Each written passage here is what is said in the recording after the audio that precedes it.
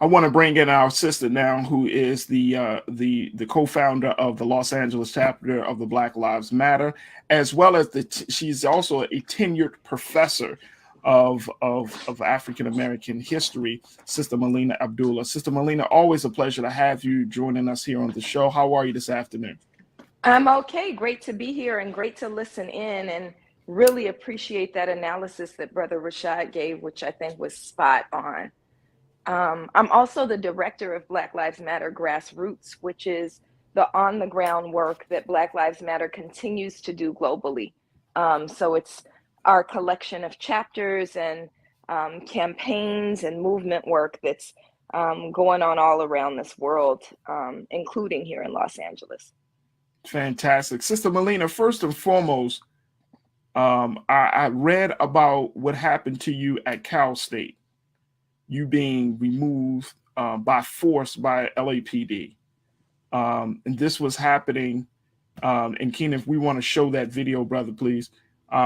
This was happening during a mayoral event where there were a number of protesters out there because they were protesting, saying that all the candidates at this mayoral event was not being represented.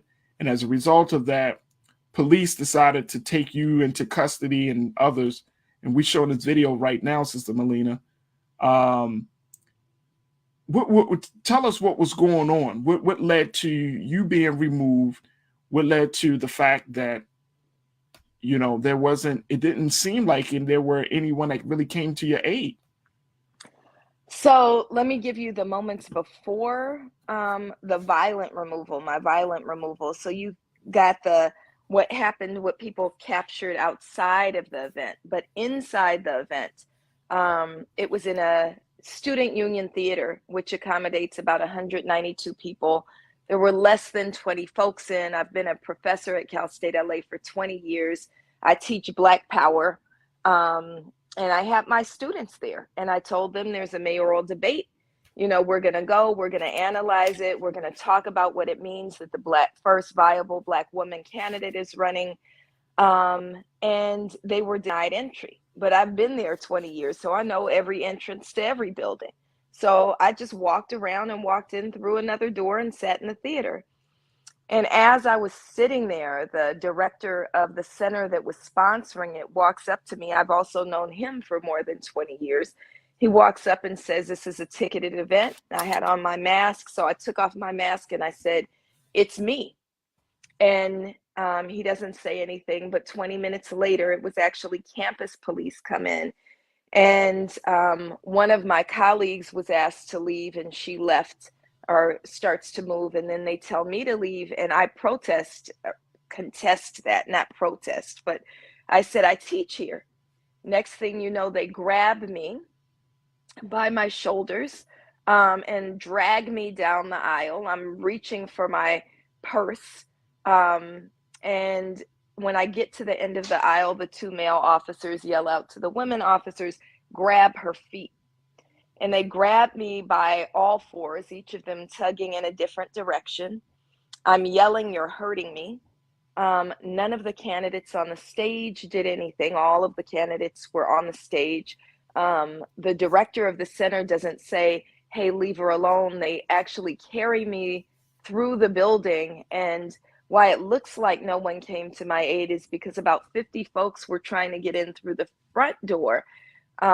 They saw me being carried out through the back door, and so it took them some time to run around the back.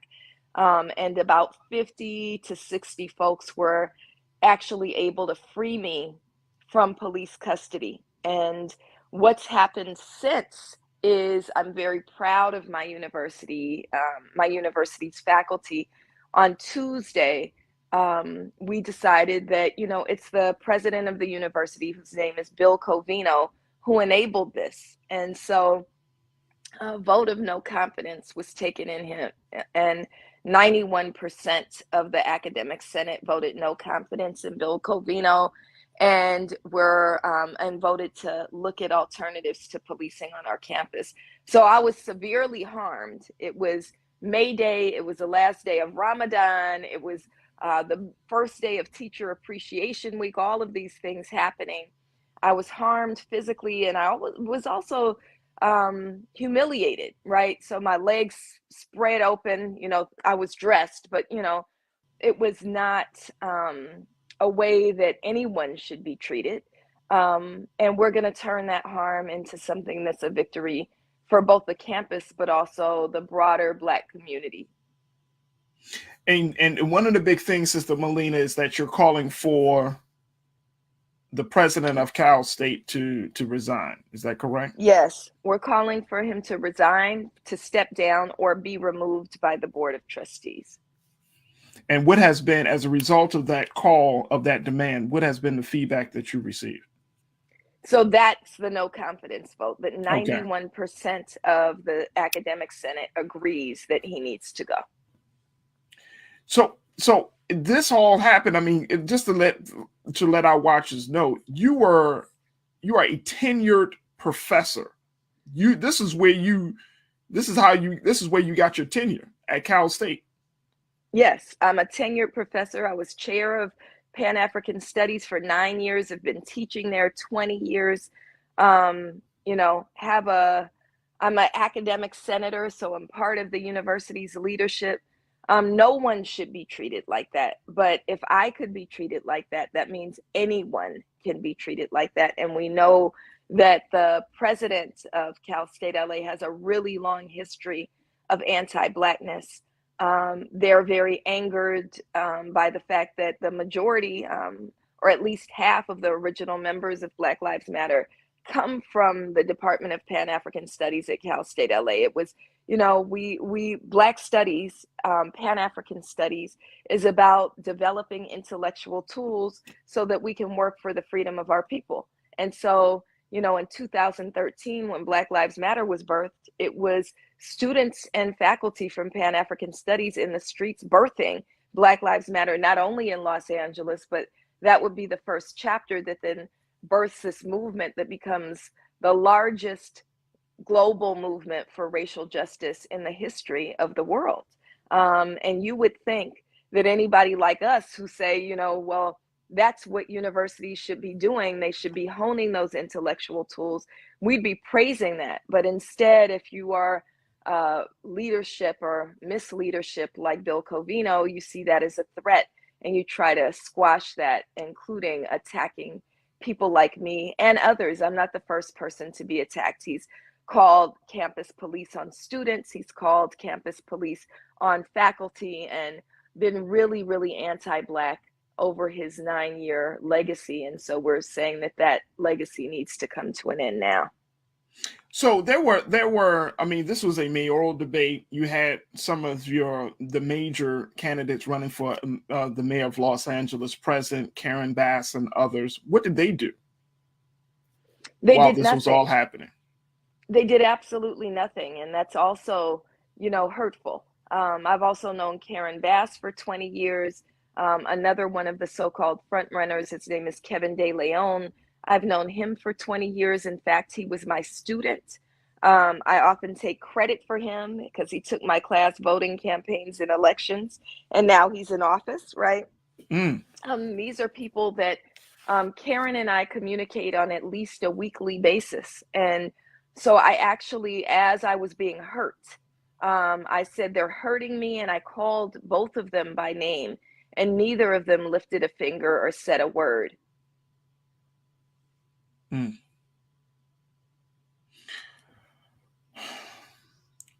That's a hard pill to swallow, Sister Melina. It is. This is a hard pill to swallow, to hear the story, and we want to, let's bring Rashad back into this as well. To hear this story, and it's a very hard pill to swallow. Like, there's one thing that you can disagree with a person, on their ideology or their philosophy or their, when it comes to, certain issues. But it's another thing when things get physical, especially for Black women, when Black women are involved, that no one has done anything. I read, Sister Melina, that there were about 50 people that were in attendance for this debate. That this wasn't, even though it was in a big venue, that there weren't a lot of people there. Did anybody come to your aid while this was all going on? So there were about 50 people outside who'd been Okay. locked out of the event, but inside that theater that seats 192 people, there were about 20 people, and that includes the candidates and the media. In fact, it was so sparsely attended that I heard the cameramen who were standing behind me going, "Where is everybody? Where are all the students?" And the truth is, the students were locked outside. Wow. Wow. Yeah, this just listening to our sister one, I want to say, we see, we recognize, and we honor you for your work. And I'm fortunate that you had to go through this, but thank you for standing in whom you are in your work. It sounds like much of a powder keg situation that it was brewing over years, but it had to take this one particular incident to move things and have these courageous decisions that should have been addressed years ago. But thank you for being, an unwarranted martyr. And I think most of the time, who acts to be a martyr in that work. But I'm grateful that you're still alive and you still be able to give your voice to the unfortunate circumstance. But being the change agent and the champion you are for us as a community, thank you for still staying steadfast in your work. Um, but what gets me is these 3 points as I'm listening to your story. One is the idea of around having a closed ticketed event for a forum that should be that is centered around public elected officials, right? So what is the intentionality of having a ticketed event that is minimum in representation and people being in the audience on a large scale university that has its own department that is building up young people, and it shows this validity and impact as one of the young people that was a past student as an elected official and often going towards expanding into another political office. It calls into question the intent of that actual forum, the college and the university, and as well as seeing the interests of the young people in the communities that wants to be there. Why not create space for them to hear the same person, if elected, that will have the pen and power that directly impacts their community? And that is an issue that we have around civic engagement. If we are going to be civically engaged people, we need the Mm-hmm. space to do so, to hear directly from those people. And the second one is when they see these situations happen and you have a interpersonal, intergenerational relationship with these elected officials that are serving or are candidates to serve in position. When you have these incidents that happen in real time and you see them not show up and use their power and influence to address or be resolute in that manner, it makes you question what would they actually do once they are elected. Mm. And the third part is with our sister, with anyone that understands or have went into higher education knows that getting a tenure position is not easy at all. It comes with a sense of that person have their own credibility, expertise, and knowing their work and the impact and how it can directly build up the credibility of the institution, but also how they pour into our young people. That this sister has done her work shows for itself. That if there is not any place where an intellectual should feel at home it should be on a college university. And to possess and exemplify that power, that skill set, and your intellect, and be closed out of the opportunity for you to exude that, it calls into question the university, and it calls into question when do we allow and create lanes for our people to show up in their strengths. If she cannot show up in her strength of what that is, and to bring her students in there to implement their skills and what they're learning in real time, is our colleges and university really servicing their purpose? Mm. Sister Melina? I would just, I appreciate all that was shared, and I would just, I guess, underline some of the points that were made, especially the points around the candidates. If they're running for mayor of Los Angeles, one of the things that we saw is after the abuse happened, everybody was outraged, and I'll send you some of the video of what happened inside, because what happened inside was even more horrific than what happened outside, right? And so I'm yelling, they're hurting me, and calling them by name. What the candidates said, Karen Bass and Kevin De Leon said, is They acknowledge that they know me very well, that they've known me for 20 years, and then said, "We didn't know that was her." What bothers me is, one, I don't believe them. That I think I'm pretty recognizable. In fact, when I yelled out, I even took my mask off to make sure they could see me. And even though it's a 192 person theater, that's still very small. So the debate hadn't started, they could see.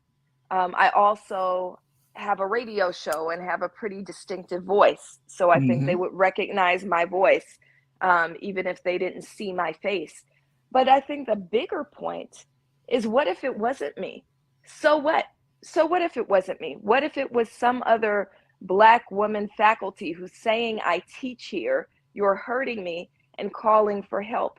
You shouldn't have to know that person in order to come to their aid. And if that's the kind of leadership we're looking at, that's not the kind of leadership I desire for the city. I think that anytime someone is being abused by police, especially leaders, should hop in and at the very minimum say, "What's going on?" Question it, you know?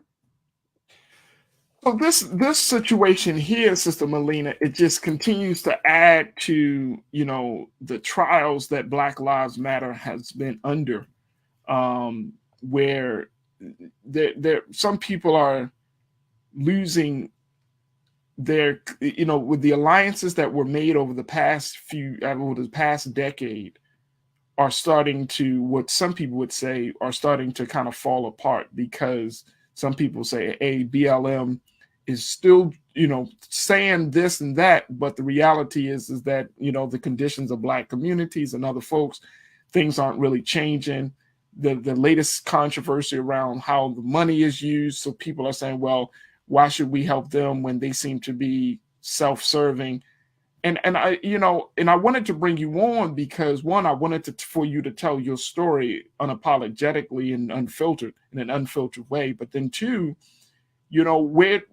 how should people start to look at the work that you're doing as an individual, as a Black woman activist, as a tenured professor, but then looking at the work that you're doing as part of this larger movement? How do people, what do you advise for people to do, or how to look at this situation and say, well, okay, well, Sister Melina was hurt, but I don't like Black Lives Matter because of A, B, and C.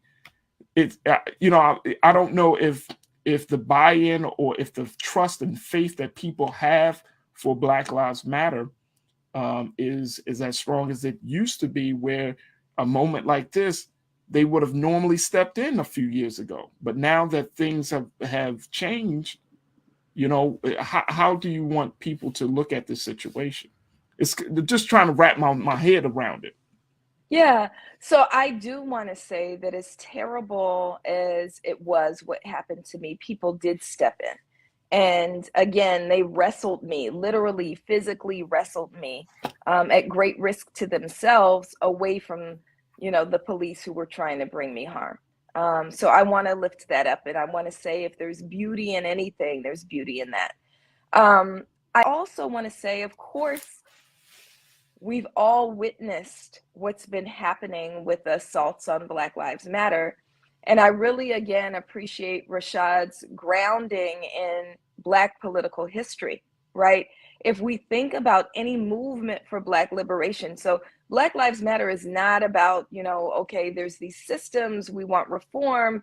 We're saying that these systems were built in order to bring harm to Black people, right? Prisons descend from plantations, police descend from paddy rollers. There is no reforming that, right? We have to completely reimagine systems of public safety and invest deeply in systems of care. We can't think that by moving police into our neighborhoods, that's going to be the solution. In fact, as a Black mother of 3 children who lives in a Black neighborhood, I don't want police living in my neighborhood.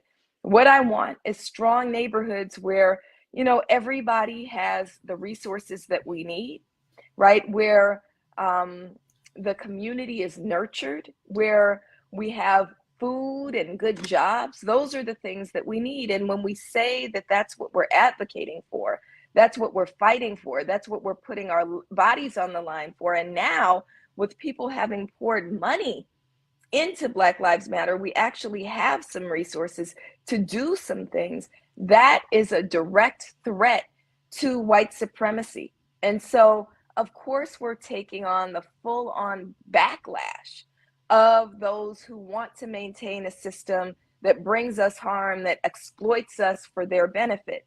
And so much of what you're seeing in terms of the assaults on Black Lives Matter, if you think about the outlets they come out in, these are not real media sources. So the Washington Examiner is not the Washington Post, and the New York Post is not the New York Times. So people need to be a little bit more savvy about who's putting what out. We also need to be thoughtful about, some of the attacks around, did Black Lives Matter buy a property? Yes, Black Lives Matter bought a property. You know who else has property? The Red Cross, the American Cancer Society, the ACLU, virtually every organization that has any resource, including Black organizations like the NAACP and the Urban League. This is one of the ways that we sustain our dollars. And we need to remember that even though tens of millions of dollars poured in 2020, that was unprecedented and it may never happen again. So it's our duty to make sure those dollars stretch. And I'm saying that as one who's actually not on the money side of Black Lives Matter. I'm the director of Black Lives Matter Grassroots, which means I'm the movement side, not the money side. But I'm saying that I understand the need to stretch those dollars so that we can continue to do the work on the ground. And I think that our pushback as Black people who want freedom for our folks has to be, look, we need to deeply invest in this work.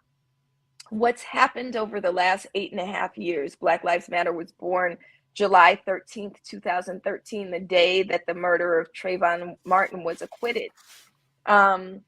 We need to remember that in the last 8.5 years, we have built a tremendous force. I don't know if people remember pre-2013, when anytime we said Black, we had to hide it under this umbrella of people of color, or we had to follow it up very quickly and go Black and brown, as if we couldn't just say Black. The idea of saying unapologetically that Black people require freedom, my children require freedom, future generations require freedom, is something that's been ushered in. And that has meant differences in the ways in which we're represented in media. It's meant a commitment to liberatory models of education. It's meant a pushback against the assaults that we experience every day at the hands of police and prison systems. And so it means that for Black people, we can't allow a backlash, white supremacist backlash, who wants to hold on to old ways of being, to really cause us to turn our backs on the most viable movement of our lifetimes. Mm. And at this point, Sister Melina, do you want people to? Do you think that people are justified in walking away, not showing their support for Black Lives Matter, or do you? Or what are your thoughts around that?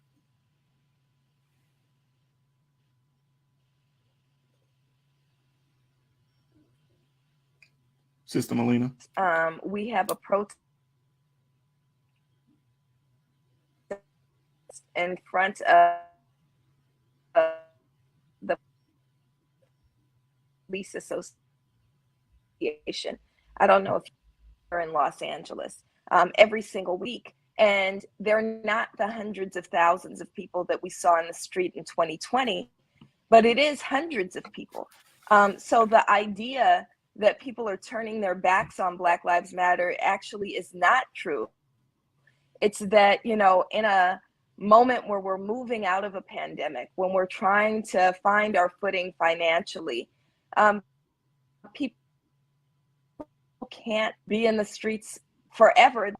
We're still resolute. We're still saying names like Peter Leoya, or Patrick Leoya, who was murdered in Grand Rapids. We're still lifting up names like Andrew Joseph III, who was 14 years old when he was murdered as a result of police action in Tampa, Florida. We're still fighting for Black lives and demanding changes in policy. In terms of Andrew Joseph's name, we're demanding the end of qualified immunity, right? We're still taking that on. It just can't forever look like hundreds of thousands and even millions of people in the streets consistently.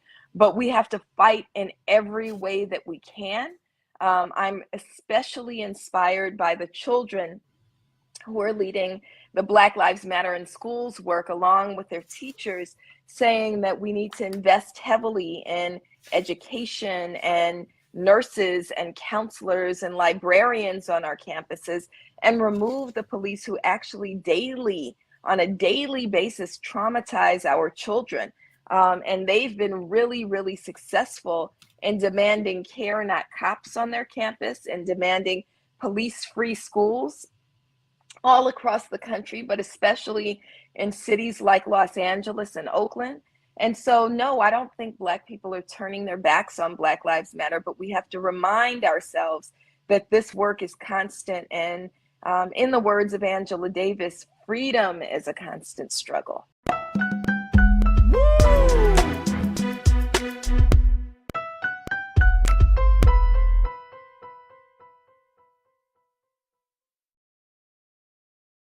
Elon Musk, who is the SpaceX and Tesla CEO, said that he would allow former President Donald Trump to jump back on the social media that he is working to buy and to fully acquire, the $44 billion social media platform Twitter, where the former president, was permanently banned from the social media site as a result of what happened on January the 6th. Now, Mr. Musk has went as far as to say that he thought that the decision to ban Trump on Twitter, on this platform, was quote unquote morally a bad decision. He said that. And he spoke to the co-founder of Twitter, Mr. Jack Dorsey, and the CEO, and they both agreed that Twitter should not support permanent bans on accounts unless it involves bots or spam or scams.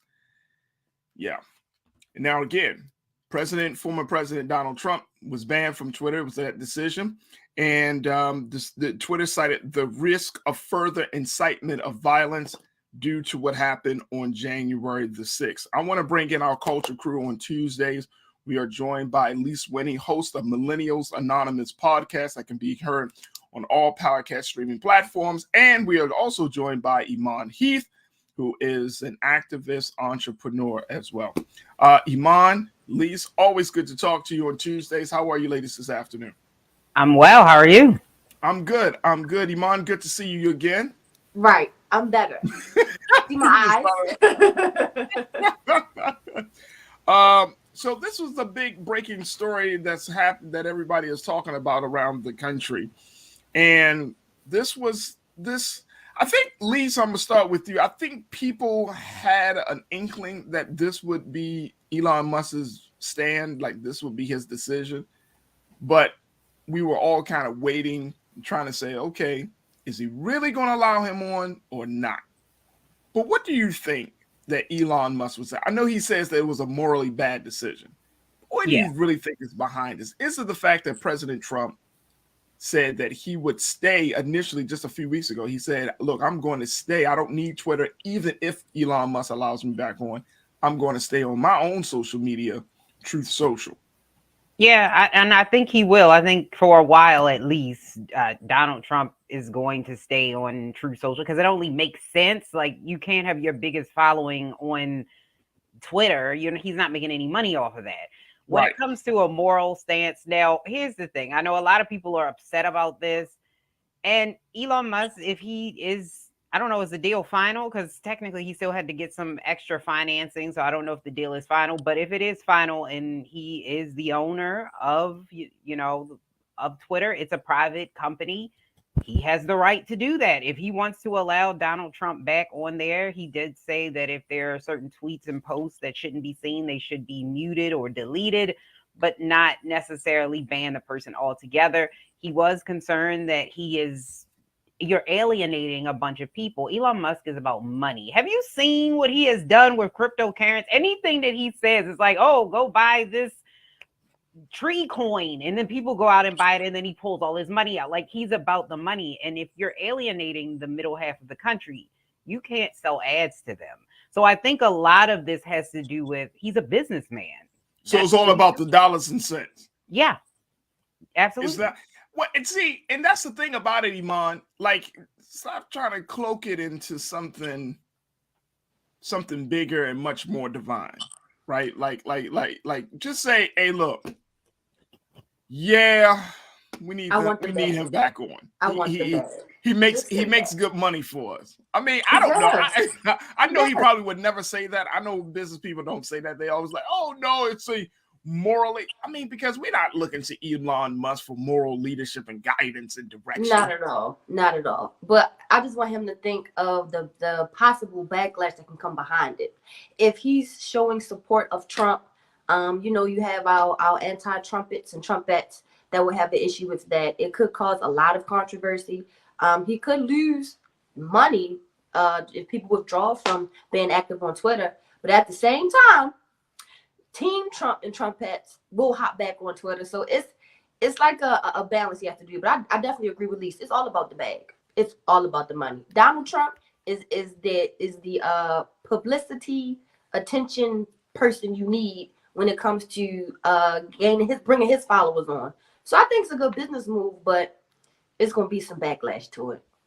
All right, so here's the situation now. The way this whole process has been going is that Elon Musk put his bid in. He brought, he was able to raise the money. Twitter's board approved the $44 billion deal. Mm-hmm. Now it goes to a shareholder vote, right? And so that vote hasn't been determined as of yet, but most likely, Iman and Lise, it's going to be approved because he got the money for it, right? He's got the commitments. He's been getting like letters of commitments, these pledges, sort of, essentially from all of these banks and other places and other investors. So he's done that. But the thing I think is very interesting is, I think it's more, and I tend to think that, yes, this is a business move, because even though Truth Social has not been doing very well, keeping one of the biggest loudmouths on social media off of your platform onto another platform, you want to intercept that, right? Like, so I think he knows that Donald Trump says, oh, I'm going to stick to my platform.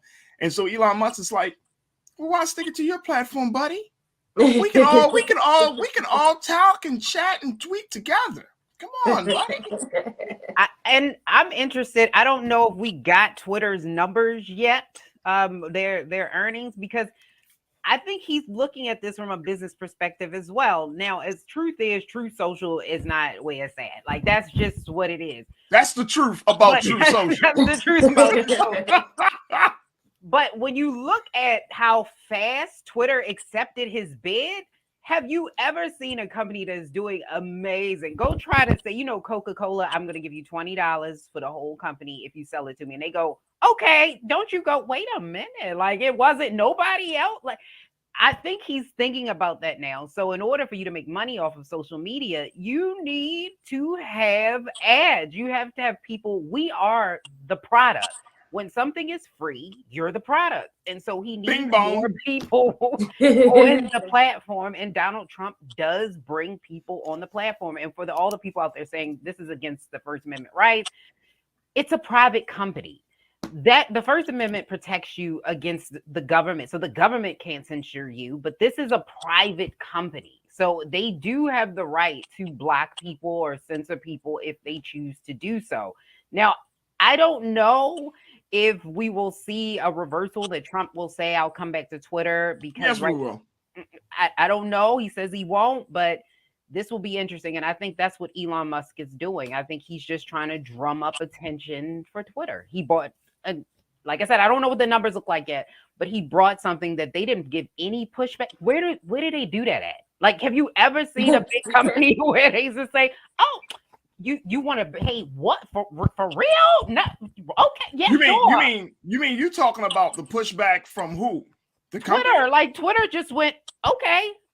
Like, well, he they put had up a initial number. pushback. Remember now, when he said he wanted to buy the company, they tried to create a situation where it'd be very hard for him to do so. Like, they put a cap, I think, on the number of the amount of stocks that he. They didn't want him to have control over it. They didn't want him to have control of it. It wasn't the money, though. That's the part where I was like, really? Okay. Like, there was no one else trying to bid for Twitter. So usually when you have companies nobody, like this, please, people, nobody pulling out $44 billion out the back pocket. He didn't even have $44 billion. Didn't he have like $3 billion in liquid assets? The rest of he it had is $3 in billion. stock. He got I mean, the band is going to space. He put 8 to 9 billion, if I'm not mistaken. He took out 8 to 9 billion from his stocks with Tesla, and he put in and pretty much put it up on Twitter as well. Risky. So he's putting his own money into the conversation, right?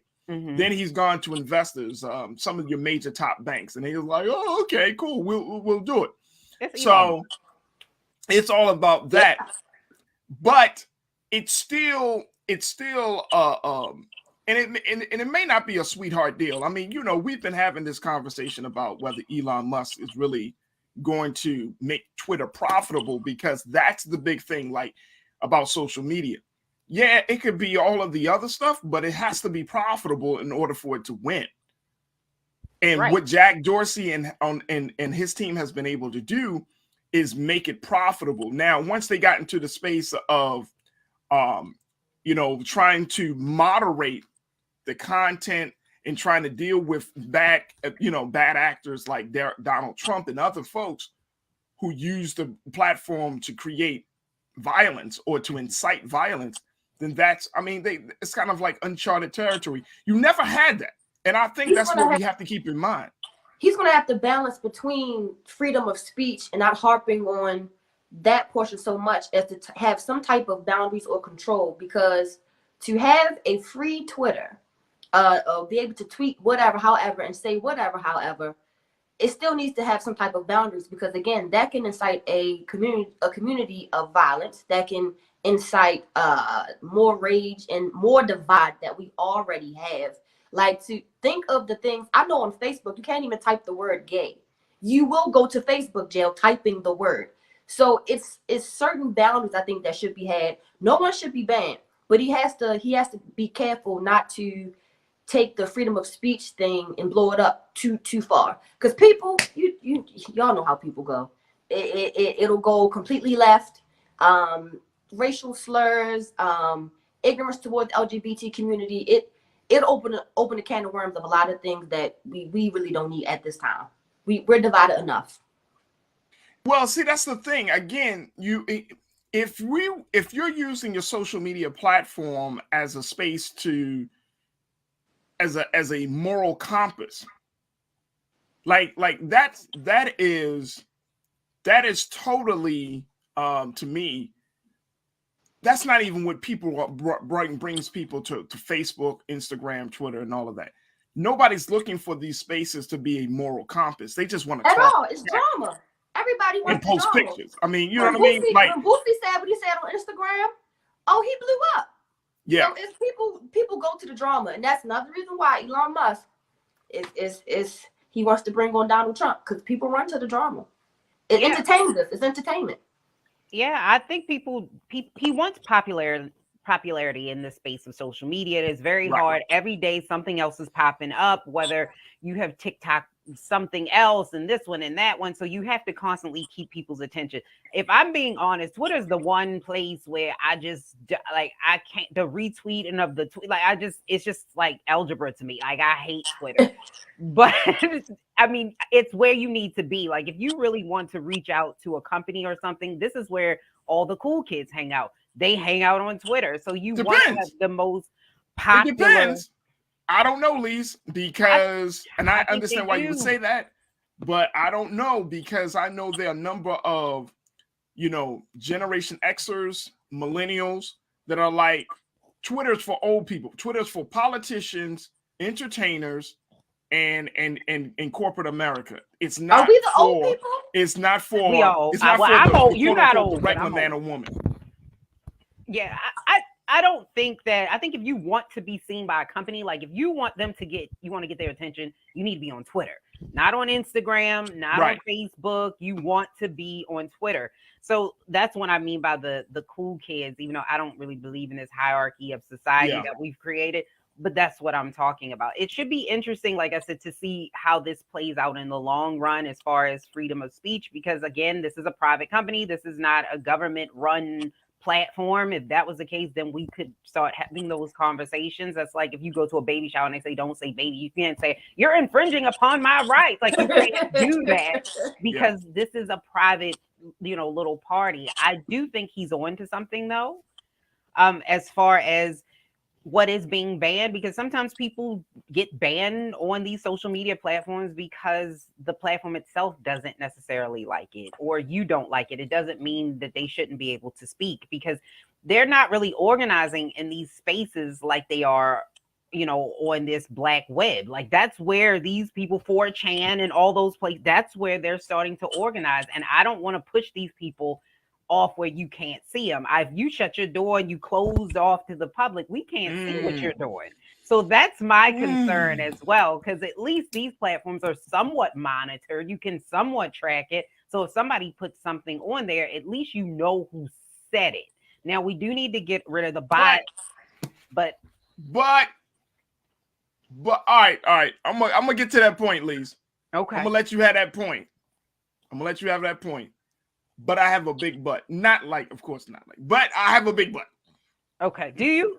You got a Yes, big butt, I you do. cannot Yeah, lie. what's going on? You got What's a big going butt, you cannot lie. Yes, because look, look, I mean, you got this stuff, like, I don't know what's on it. I don't know what's on your timeline, or like you say, you detest Twitter. When I'm on Twitter, you know what I'm saying? I'm coming across all types of people, right? Mm-hmm. All types of people, different philosophies. And I don't want to see that. I'm going to be honest with you. Like, I don't want to see racist hate speech. And I don't want to see that. Like, that's not good. Look, there was a New York Times piece, and I think we're going to talk about this on the show at some later point. But they just, New York Times, they just put out this article saying the impact of social media on adolescents and how they view the world. And I'm like, and how basically social media has negatively affected young people starting from the age of 10 all the way up to 18. I think the same thing can be said for adults as well, for us, that once we start to consume, and as much as we like to truly believe that we are all quote unquote strong and that we can all make, rational decisions and we can all have clear-headed and judge, and, we're not judgy and all of that.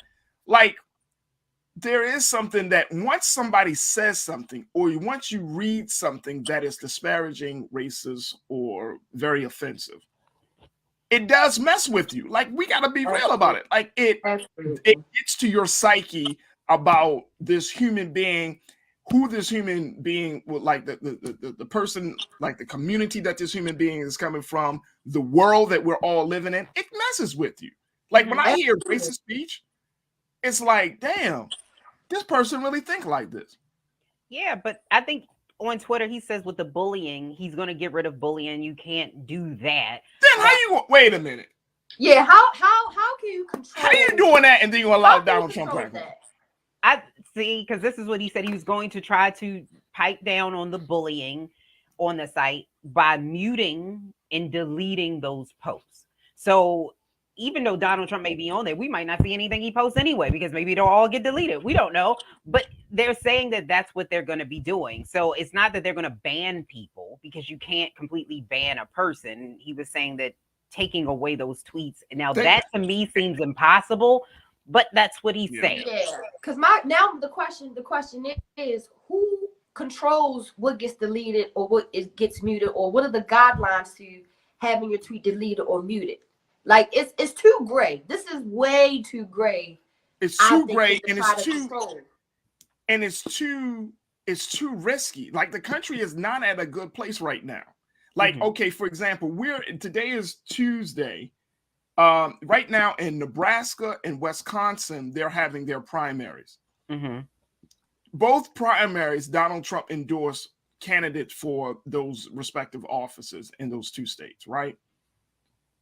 If Donald Trump's candidates win, then it adds to the level of influence that he has on the GOP. We know that.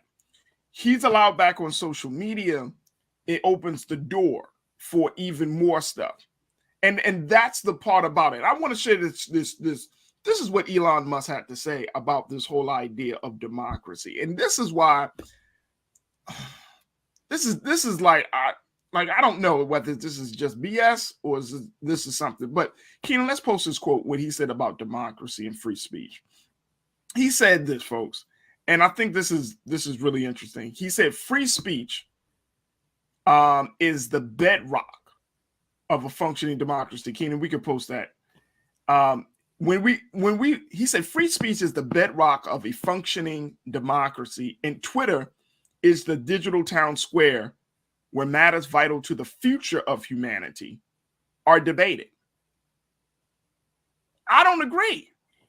I completely, honestly, I don't agree with that freedom of speech, because when you start censoring people, you too can be I think that's the part that people are not realizing. If you start to censor people, right, you too get wrapped up in the censorship. I know a couple of people that saying I'm blocked on Facebook and I'm blocked on Instagram, and because I just said this, like, you know, Iman just said, if you type in a word, they will automatically block you. So you too get banned. So then it becomes who does get a chance to speak. And so we do need to hear, because like you said, you don't want to see it on your timeline. The benefit is you can kind of unfollow people so that those things don't come up on your timeline. But also, it doesn't mean that the people aren't saying this. I would rather know this is who you are than to be in a job interview I get it. sitting in there with you and not know. But see, is that like with Donald Trump, the way we already know who Donald Trump is. After 4 years of having him in office, dude, I know you well. I know you well. Matter of fact, I know you so much that I know you're gonna be like, you told us a couple of weeks ago you're not coming back on. You lying. You coming right back on this piece. You know you are. Stop playing. You're not getting the same type of response. You're not getting the same level of follows and followers that you're getting on your own social media platform. Stop lying. You lying. So we know people, you know what I mean? But again, it's like I'm not trying to encourage people to be in their own an echo chamber. I'm not encouraging that. But there has to be a line drawn somewhere. This dude is getting rewarded. Here he is, a former president, is getting rewarded to be on one of the biggest platforms of any technology, right? After he tried to overturn the government. Now, look, I'm not all of USA government type of guy, but that seems like that's a very, very serious offense for a former president. And then you get kicked off, come back on. But Twitter is not the government. This is not twitter.gov. This is twitter.com, which means that this is owned by private institutions, which means that they have the right to say, hey, he can come on here. He can speak on here, because it is not run by the government. And I think a lot of people are not seeing that.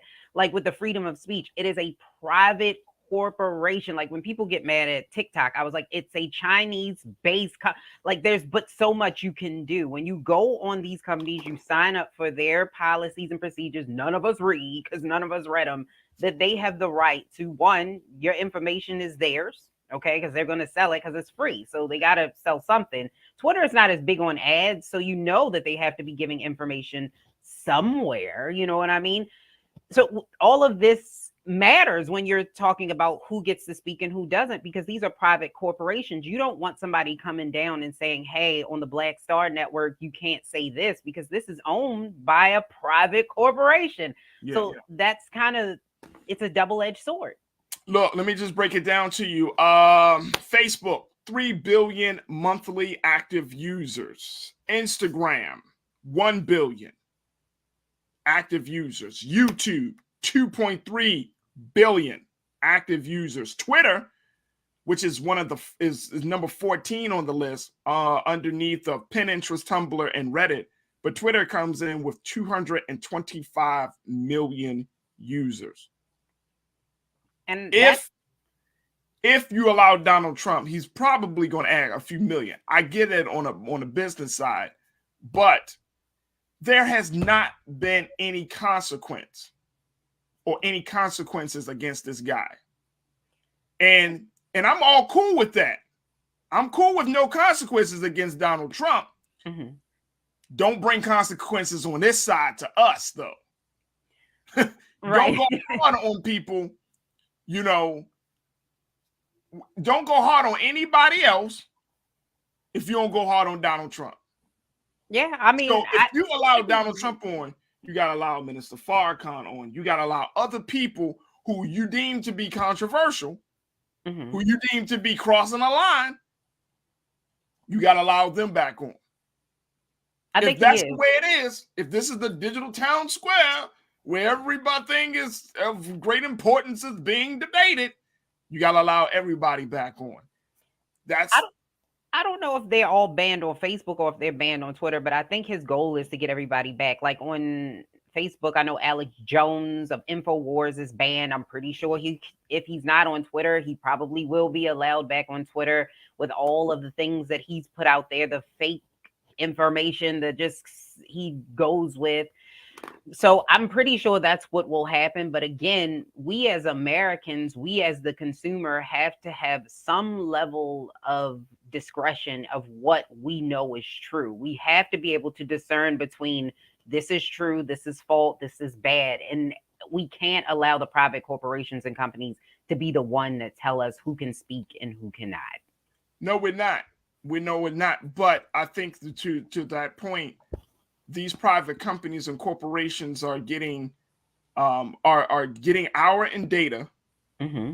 In some ways, they're getting our dollars, right? We're paying for it in some way, some other way outside of money. Mm-hmm. But more importantly, if these companies are supposed to work in the best interest, like, let's keep it real, we might have to have a different conversation where these social media platforms are set aside or they're in a different category than your normal corporation, because they're dealing with telecommunications, they're dealing with bringing people in, like their whole business model has to be seen as different. Mm-hmm. Rather than what you would normally see from like a company like General Motors or you know what I mean, like a Coca-Cola. They have an ethical, I think a bigger ethical or moral standard that should be put on them because of the amount of contact we have with these social media sites. Yeah, I agree. Yeah.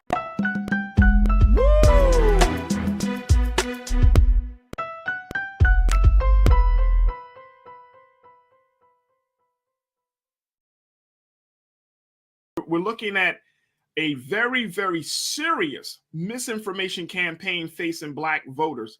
Black voters are being targeted across the country for making sure that it dissuades Black voters from going out to vote, dissuades Black voters about who about the candidates and where they stand. And so I wanted to have a conversation about this because we're finding that this is such a problem, and especially in this important, critical midterm election, we can't afford to be lied to anymore. So I wanted to have a discussion about this, and I'm going to bring in Culture Crew member Rashad Staton, who is a nonprofit organizer and community leader, and get his thoughts on this. Rashad, thank you so much, brother, for checking in and being a part of the discussion. Hey, peace, brother. Happy Thursday as always, man. For the culture. Happy Thursday. Happy Thursday, brother. Yes, sir. I want to post this. Keenan, I want to post this because I think we need to look at how serious this misinformation campaign really is. According to Representative G.K. Butterfield, who's a Democrat out of North Carolina, he said the practice of misinforming voters, quote, has been weaponized and targeted at communities of color by racist and anti-democratic actors who seek to intimidate voters of color and discourage them from participating in the democratic process. He also said that voters of color are targeted with disinformation narratives specifically designed to appeal to each community's concerns in ways that will alienate voters and suppress turnout. Now, here's my thing, and I think that the representative is right on target. But I also think, Rashad, that, you know, asking people to vote at a time like this, where some people feel like their interests aren't being addressed, where they feel like their grievances aren't being taken seriously, that it's not the low numbers or the turnout is not just about the information that people may read about or see on social media or anything like that. It's just really coming from the government. People are just not happy with their government. Yeah. I feel like we're not adding that into the conversation. Like we're like black people love to vote, man. We know that, you know that, I know that. We love to vote. We love to talk about how much we love to vote. We love to say that we tell our children to vote. We love to talk about the history of our people when it comes to voting. But we're not talking about the fact that it's not about those things. It's really about the government's lack of performance or the government's decision to not address the issues that are facing black people in this country. Therefore, the government has created, dissuaded, and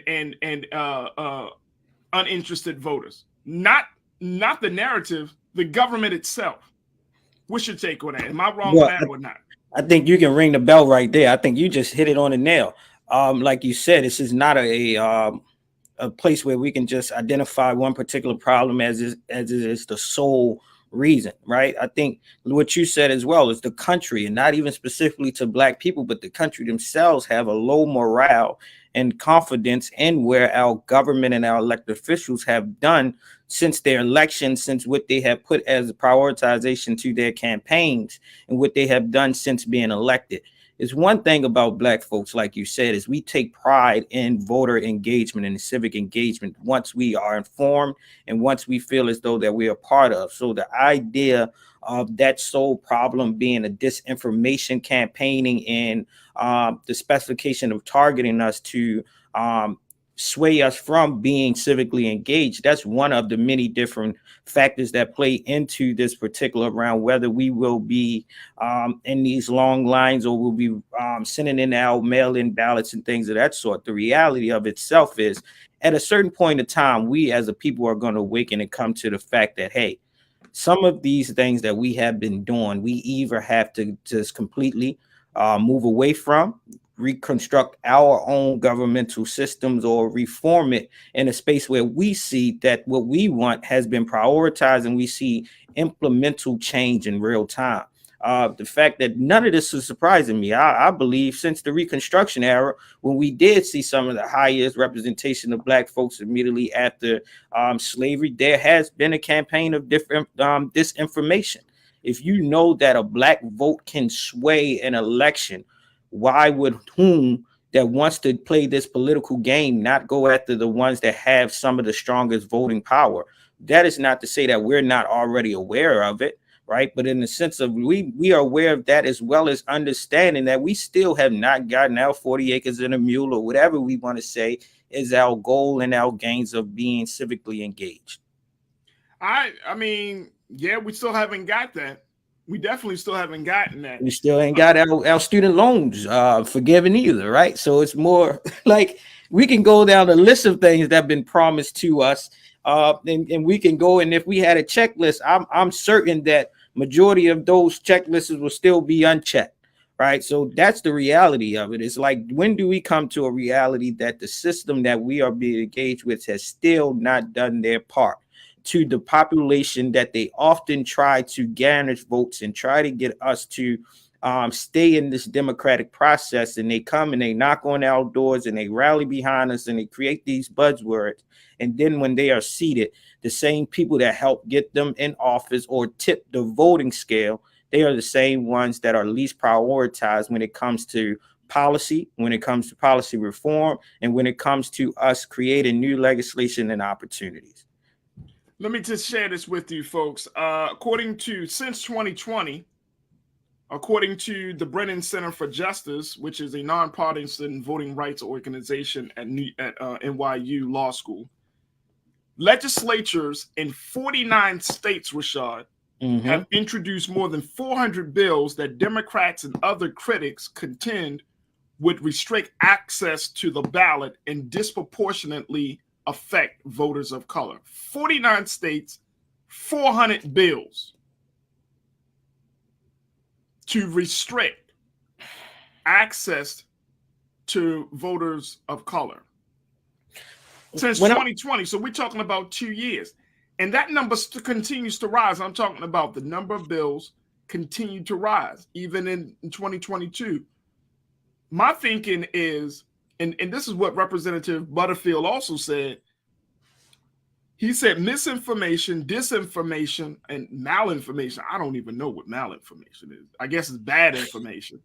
You know what I mean? He said that is all a threat to our democracy and the free, fair, and equitable access to the ballot every voter is entitled to. See, now we're getting to a point, Rashad, that everything is a threat to our democracy. You know what else is a threat to our democracy? Not telling the American people the truth about what's going on with their country. You know what else is a threat to our democracy? Promising one thing on a campaign trail and then don't just totally disregarding it once you get into office. Those are the things that threaten our democracy. Look, Melvin Wright put it, he's one of our watchers. He said, our vote matters to get politicians elected, but afterwards, our voices seem to be ignored.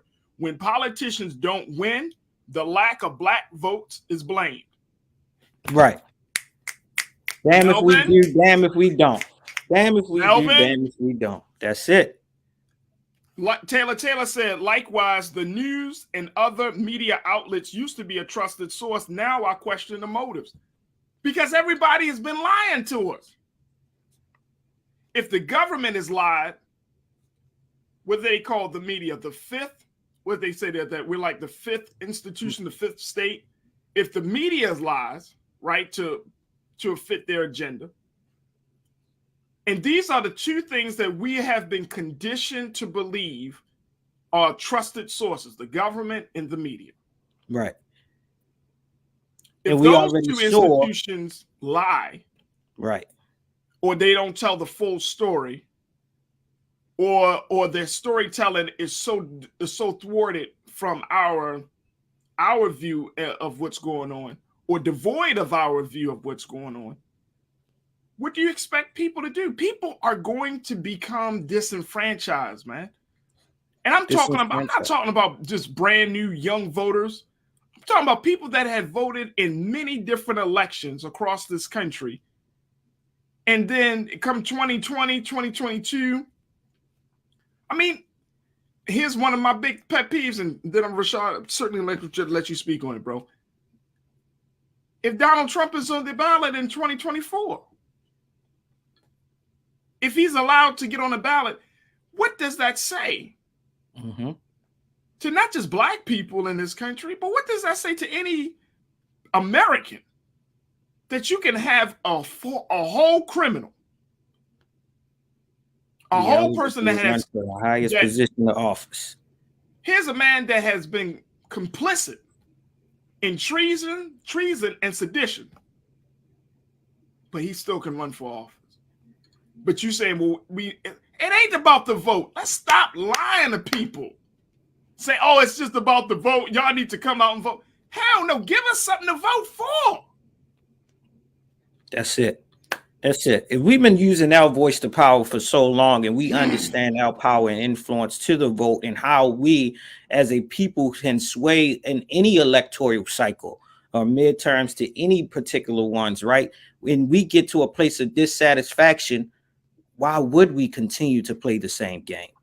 At what point do we allow the accountability to go back on those same people that have perpetuated, have actually been a part of disseminating the disinformation, and say, look, this is on you all. When it comes to the vote, and we've been voting and we have been keeping you all in office, or we have swayed how the offices go, and we step away from it and say, hey, you all have not done your part. You all have not been accountable to our needs. So we're going to step away from it, and you all elect someone, but don't try to victimize the victim. Don't try to play the game on those that have become socially aware, politically aware that, hey, you all have not done your job. The disinformation one, of course, that leads to disenfranchisement, but that is something that we have always been in existence in, of not being as politically aware or understanding our political power as a community. But we do know that when it's time to vote, that we'll stand in those long lines, that we have risked our lives, that we have put other people's priorities above the priorities of ourselves in the betterment of this country, and hoping that we will be a part of these new legislations and policies, that it will make the whole country much greater in itself. But we have not seen that. We have seen this continuous cycle of a political game that has played game on us for far too long. And one thing about this information that's shared in this article is, not surprisingly, a lot of information when we come to a reality that, hey, this country and the media is finally starting to recognize and tell the truth about all the mishaps and all the misfortunes that they have imposed on us. None of that is surprising to me. When I read articles like this, I say, I'll be goddamn about time you told the truth, because we already been living it. Right. So that is one. But the thing is with this, Faraji, me and you know this because we've been doing this work for so long. We go out every single day, and this is a platform like that has working, that works tirelessly and diligently to provide factual information in a space that is digestible for our people to receive it, employ it, and implement it in their daily lives. Even this recently, I had a conversation with a member in my own family about our gubernatorial candidates in the state of Maryland. And the conversation that was one of their strongest defense was disinformation. But I had to be intentional on how to discredit that information, that it doesn't sway them completely away from the candidate that they didn't know was probably the best for them. Right. So it was one, it's like, all right, where did you get this information from? And what point did you go and research this information to find out if it was true? Is there other narratives out there? And if you decide to not to go with this candidate and go for someone else that you think is the best of the least evils, what priorities or what track records do they show that they will probably be of a better fit for the benefit of you personally, your community, and the outcomes of this future? We know when we employ you on the grounds to increase voter registrations, to support certain campaigns, and to create campaign messaging, we know that we have to be even more intentional around cultural relativity, information, and making it cool that they can understand that politics is as usual as us just having a conversation and exchange about what we want. This information has been in existence and perpetuating Black votes since the Reconstruction era. We've seen the emergence of it again during the Civil Rights Movement. We've seen it again during the Black Lives Matter movement. And we will see it, unfortunately, again in our next social movements that will be forthcoming, because yet this country has yet to realize and hold a moral fiber that my great ancestor, our great ancestor, James Baldwin, has said for many years. Until this country address the moral fiber and hold a moral standard, they will never, America will never take heed of its dream, and its dream has always been alive. The infamous Kiki. Kiki, you always check in. You said we are in a culture war and y'all keep talking about healthcare and education, all real issues, but they don't care about any of that. That's why we got the show called The Culture, because I don't think anybody, and I agree with you, Kiki, I think that we undervalue how important culture is. Culture being the way that we do a thing, you know, is based upon our attitudes, is based upon our values. I don't think we understand how powerful culture really is. So and I think to your point, Kiki, like if They're playing a culture war. They're trying to redefine how our story is being told. They're trying to play it's a culture war about how to depict us in a certain way. Just like around this abortion issue, how it's going to be interesting to see how both the Democrats and the Republicans package this abortion issue to play to their base and to their agenda.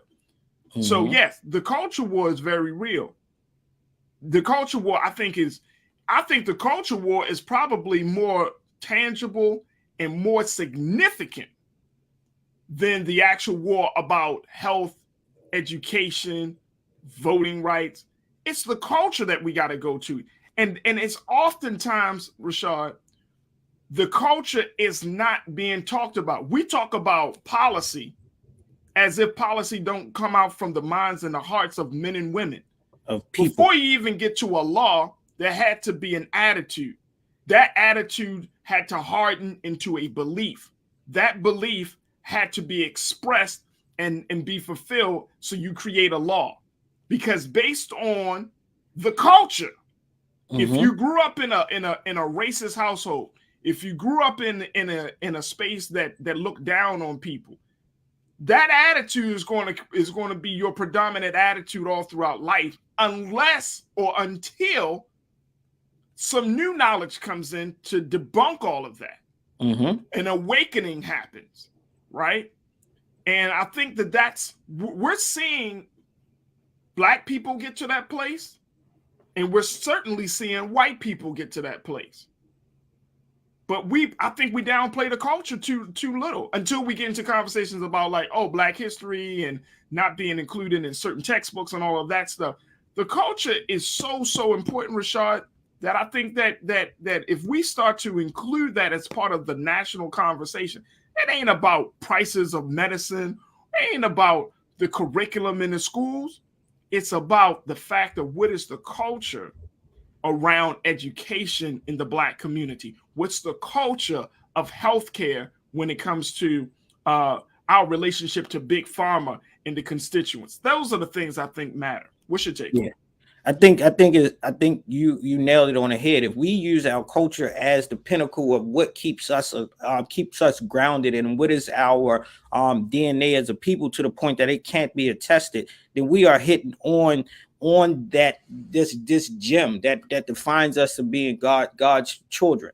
And I think that's powerful, and in which I think that's the name in itself of like the culture for this show. It's because we are often talking about the culture and how the culture dynamically can influence all the different social issues, the social determinants, and the things that show up in our lives. And the way that we perpetuate and live through our culture is how we're going to often try to address the things that is forefront to us. But even when I'm thinking about these, it's like now we have this research that is showing that there has been targeted disinformation, and we know that this to be true.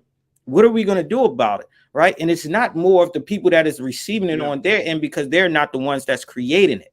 But similar to what we're seeing every day when we go on our social medias and we want to post anything that's related to COVID vaccinations or COVID information, the federal government has regulated things that populate and say this information may not be true. And it then sends you to another back-end database or a website that then gives you the credible information that they identify as credible to give you the factual information regardless of who is posting it. Can we get that same type of oversight when it comes to voter information? When it comes to political issues, if we have the capacity to do that in another lane, and we know that this can be just as impactful and it is just as potentially harmful to the people in this country, because this is correlating directly to our elected officials, our policies, and how we show up every day, why can't those same systems be translated into a place of any time that someone being a ghost account or being account by someone that is, I call it the Twitter gangsters, that's just misleading us? Why can't that be debunked by you all placing in another tab below to say, hey, you might want to double check the validity of this information? And then until they do that, then we can, the same thing that's coming from our elected officials that's saying, hey, we know that that's existing. You have not used your political power to balance out that beam. And until we do that and we use these large scale things that we deem as effective in all facets of our life, then we're picking and playing of what we think and have prioritized of what truly matters. And I don't think that they still take the black vote serious. And they can, when the black vote doesn't turn out to swing the pendulum back to the Democratic or the Republican Party, of course they're going to blame us. And at that same time, we should not accept that bunch. Hey, look, if they don't take our vote serious, then we need to really figure out, and I'm not just talking rhetoric here, I'm saying we need to figure out, we can't keep giving up our vote and getting nothing in return.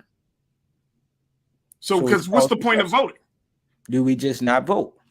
And if we do not vote, will we be okay? If we keep giving it up and you don't get nothing back, it's like being in a relationship, baby. You keep making an effort, but the man or the woman, the person you're in a relationship with, they're not giving you no effort back. They're not showing no consistency. What's the point of staying in the relationship? Better to just be alone and love yourself. Hey, man, I could do bad all by myself, baby. And that's how we got to talk politics.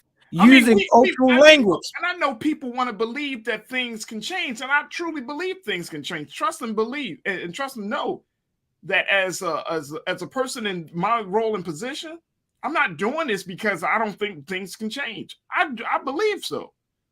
But I'm also looking at the relationship, and I'm also looking at the way things are currently.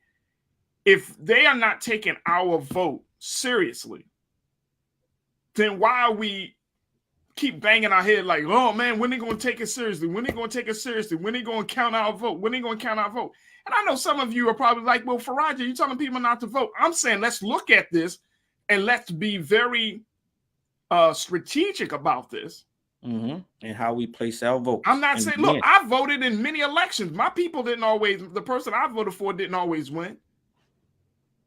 But I'm tired of being in a relationship where we making an effort, and we get subpar effort from the other side. And then we're expected to keep going all out. Yes, sir. Only to get our hearts broken. And I'm not trying to make light of it, but I remember the movie What Love Got to Do with It when Larry Fishburne's character Ike Turner hit Tina Turner's friend in that diner. She said, you only got to hit me once, Ike. How many times we gonna get hit? You know what? I don't know. I say one thing is, and this will be my closing one, is a call to action, right? If we can't hold our elected officials accountable to be in our communities throughout the entirety of their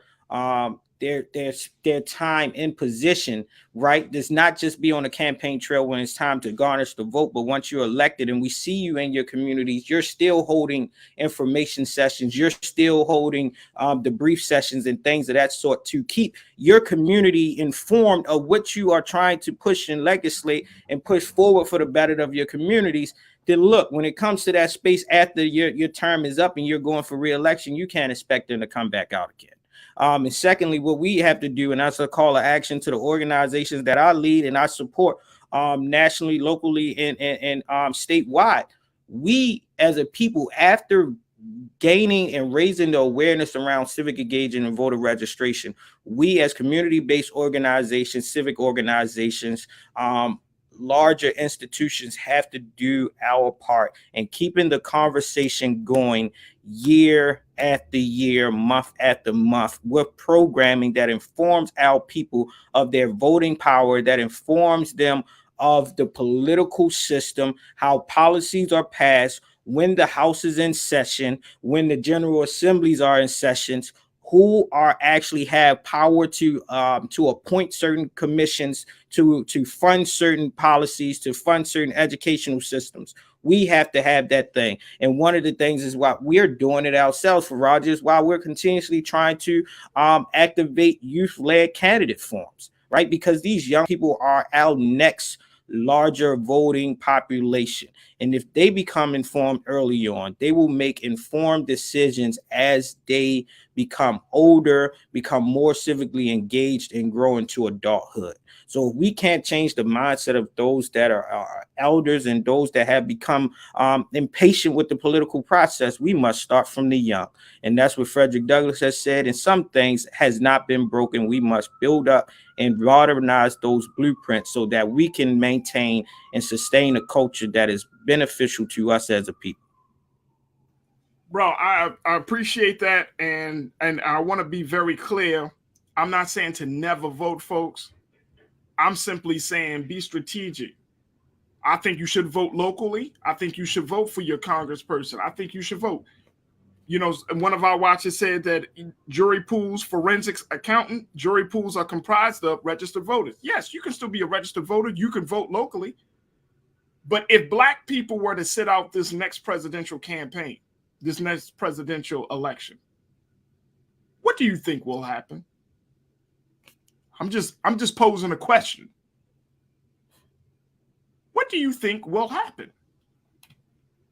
Now, the midterms, yes, because they're a little bit more closer to home. But the national, I think we should have a conversation about it. I think we should have a very, very serious, real conversation about it. Because I'm tired of being in an abusive relationship.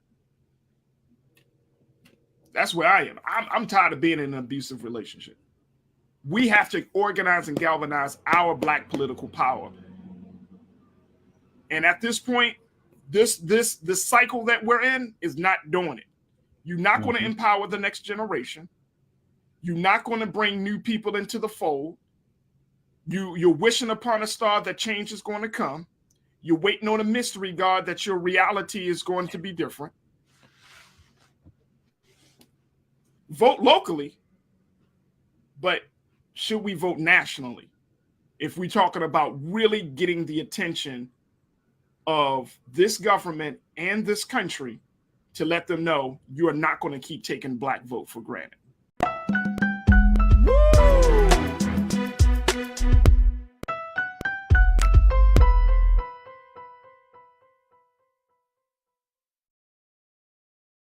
Oh, I wanted to talk about this. Lise brought this to my attention, folks. I had one thing in mind, but Lise brought something to my attention. And look, check this out. I was just like, I was going back and forth, like, do we have a big conversation or smaller conversation? But I was like, you know what? Let's have a smaller conversation. This is Lisa's idea. So Lisa shared with me that Walmart has a Juneteenth. They had a Juneteenth ice cream that they released under their brand called Juneteenth ice cream. But it came under their brand of Great Value. If you've been to Walmart, you know the Great Value brand is Walmart's brand. But they had a Juneteenth ice cream, and apparently this ice cream was so offensive that Walmart decided to take it off the shelves, calling for us to ask the question, you know, when you're talking about commercializing off of Juneteenth, like what is the boundary when you commercialize off of Juneteenth? Now, here's the thing about this ice cream. Take a look at that. Look at this. Look at this, y'all. Y'all see that? They apologize for selling Juneteenth ice cream, but let me just say that did we not say that this was going to happen? The moment Juneteenth became an official federal holiday, did we not say we're going to start to see some wild stuff happening? Now, y'all probably thought that this was going to happen on a Keenan, please show this again. Just show a little picture again. This is Walmart.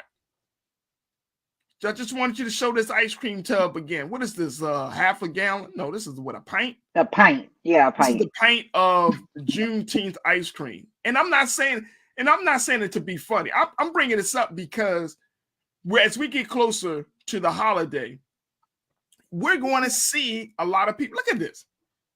Look at this. I want to just hold a picture there. On the side, y'all can read the side. Share and celebrate African American culture, emancipation, and enduring hope by eating ice cream. Yeah, see, here's the thing on this, because a All right, lot of Lisa, people go ahead. Come on. been going through this on social media, and I've been seeing it. That's why I sent it to you, because I've seen people post this, and there's like two sides of the spectrum. Yes, for the longest time, people have been pushing for this to be a federal holiday.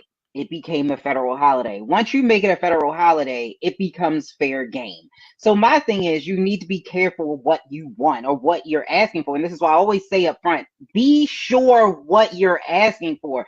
Just like the 4th of July and all of these other holidays that have become federal holidays, even like the commercialization of Christmas and Easter. And Easter is not, I don't think it's a federal holiday, but you get my point. It's becomes commercialized and they're going to sell it, and that is what capitalism is. And I think, unfortunately, when we wanted more people to celebrate it and you want more people to see it, this is what's going to happen. It's going to be sold in Walmart. So people are saying, do we get a kickback from that? Like, do Black folks get something as a result of this ice cream being sold? Like, shit, if Walmart's saying we're now introducing Juneteenth ice cream, where we are supporting, Black young people, Black youth, would it make a difference? Would it be a different conversation? No. If Walmart said the proceeds of our Juneteenth ice cream will go to Black youth and teaching them STEM, would that make a difference, Iman? It could make a difference, but I'm trying to understand the concept of the ice cream. Like, let's say they have 4th of July ice cream. They'll have vanilla ice cream with like blue, red, and white sprinkles in it. So what does Juneteenth ice cream look like? Is it a bunch of double chocolate with extra chocolate chips and just black? It's red. Is it? No, let me let's like, what is this? Now. Actually, the flavors might actually be good. Let me just share it. It's a like the concept of just what would Juneteenth taste like? Like, what? Let me tell you. What would Juneteenth like be composed of?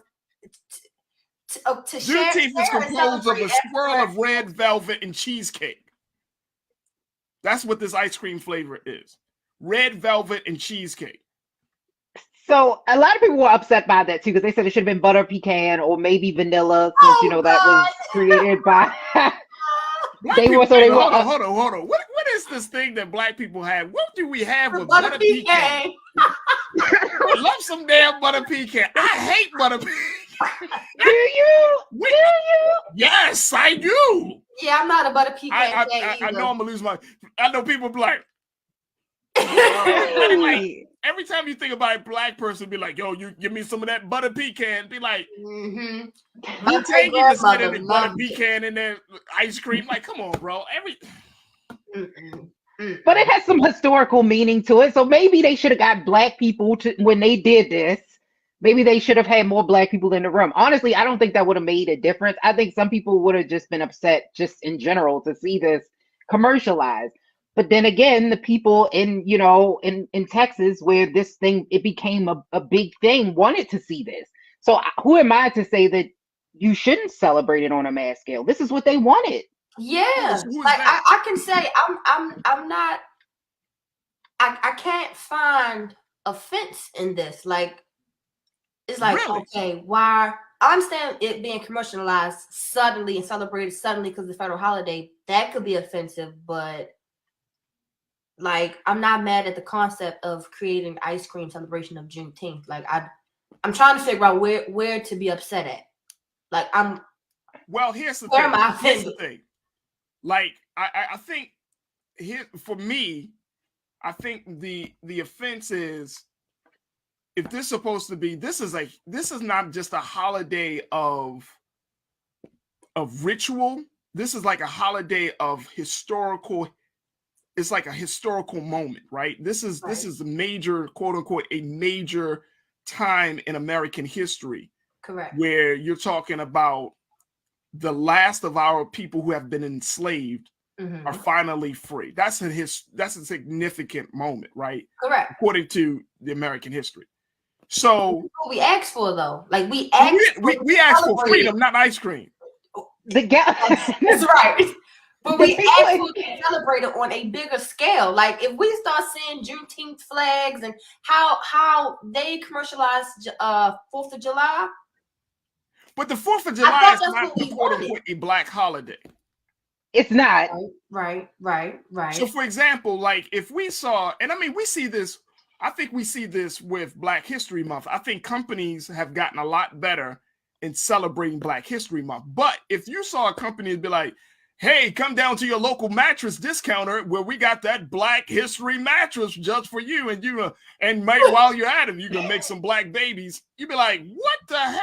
We got the dashiki sheets in the back for you. The dashikis, and you know what I'm saying? And then, I don't think this to me doesn't. So the reason why, because good people in Galveston, Texas, they celebrated this on a mass scale there. They really wanted more people to celebrate it. That's why this was pushed for a federal holiday. This goal to push was created and started by Black people. So who am I to say that no? Now, should Walmart have said, hey, let me find a black, now they do have other ice cream in Walmart, let me be clear, that actually is made by a Black ice cream maker.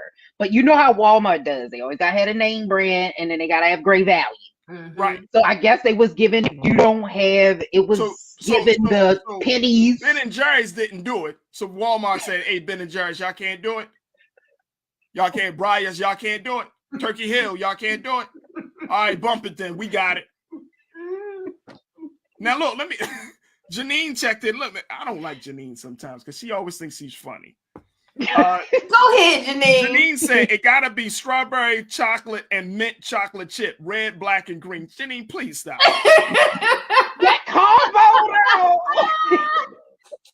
See, that's what I'm Janine, thinking. It's gonna be stop. like red, black, and This you going look. This you gonna post.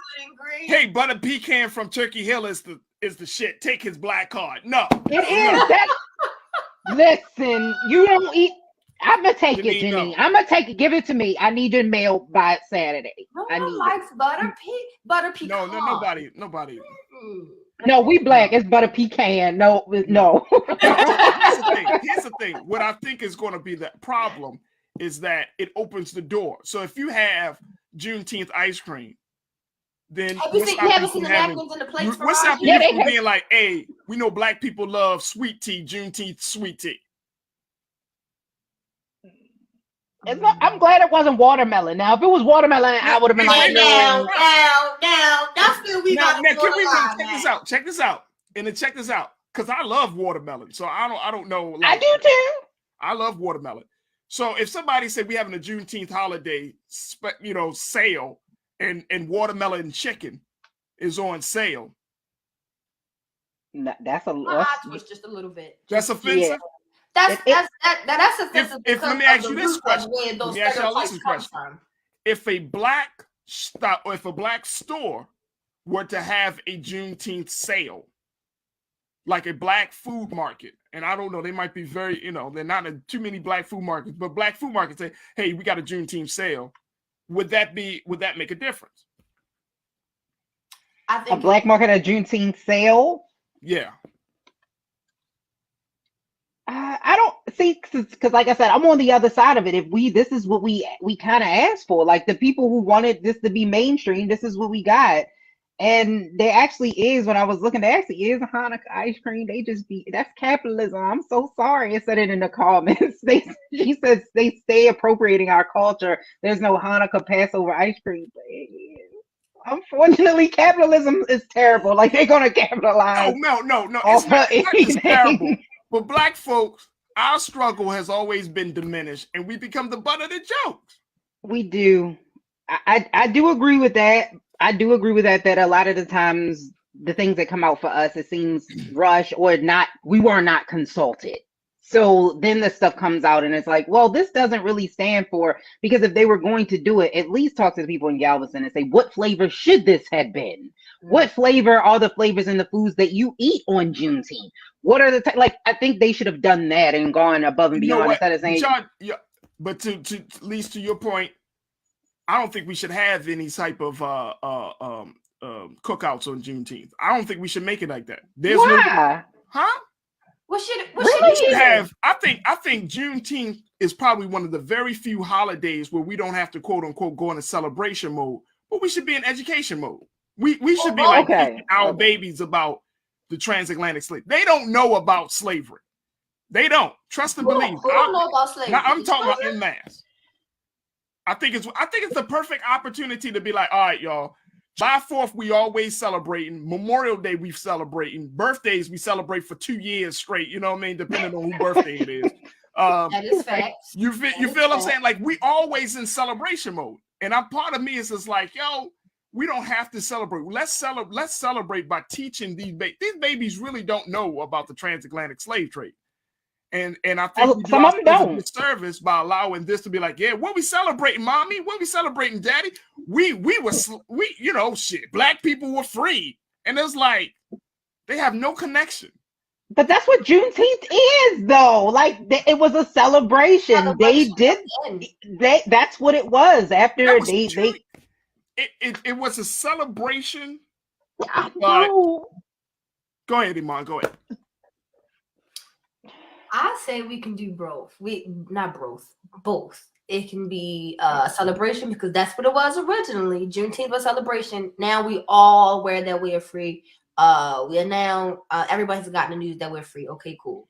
But I do understand your point as far as education, because children, especially I want to say middle school down to pre-K, kindergarten, they don't get the same dose of what slavery was that we did, or Jim Crow that we did. It's much softer now. It's an ice cream version. It's the Juneteenth ice cream version of what slavery actually was, that we knew of and we were taught. So I understand both perspectives, but make it a celebration and eat.